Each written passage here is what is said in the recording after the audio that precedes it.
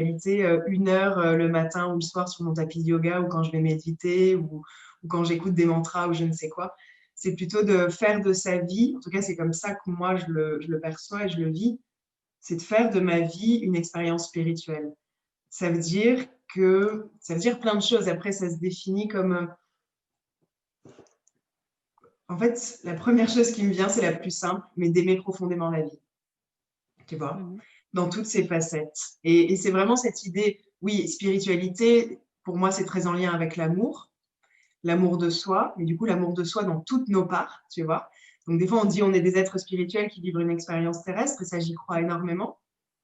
Mais il ne s'agit pas dans la spiritualité de se reconnecter que à notre part spirituelle ou lumineuse, mais aussi de se connecter à cet humain qu'on est aujourd'hui, avec toutes nos facettes, tu vois. Et c'est un peu de vivre avec cette conscience qu'il y a un mystère, qu'il y a quelque chose de plus grand que moi, que je maîtrise pas, mais en même temps dont je suis pas séparée non plus, dont je fais partie. Et donc, comment je peux à la fois me laisser porter dans ce mystère, tout en cherchant à quand même exprimer mon unicité, tu vois, ou ma petite personnalité d'humain et d'ego, tout en sachant qu'en même temps, je fais partie de quelque chose qui est beaucoup plus grand et qui me porte.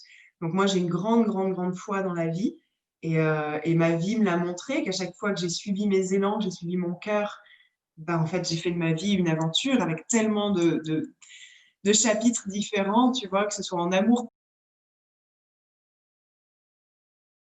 Mais le travail sur les Ce que émotions, tu c'est m'entends? tellement Ouais. intéressant et c'est exactement ce que tu dis, c'est qu'en fait, si on la laisse passer, sans porter de jugement sur cette émotion, elle va durer quelques minutes. Moi, j'ai des moments où je suis en colère, en ce moment, par exemple, ou même des moments où je me sens impuissante, ou voilà, et ben, je vais prendre quelques minutes, je vais l'exprimer sans juger, sans même me faire une sorte. C'est comme si je regarde ce qu'il y a à l'intérieur de moi. Ah ben, je vois qu'il y a un peu de colère, ben, je vais l'exprimer. Une fois que je l'ai exprimée, je l'ai transmutée et elle s'en va.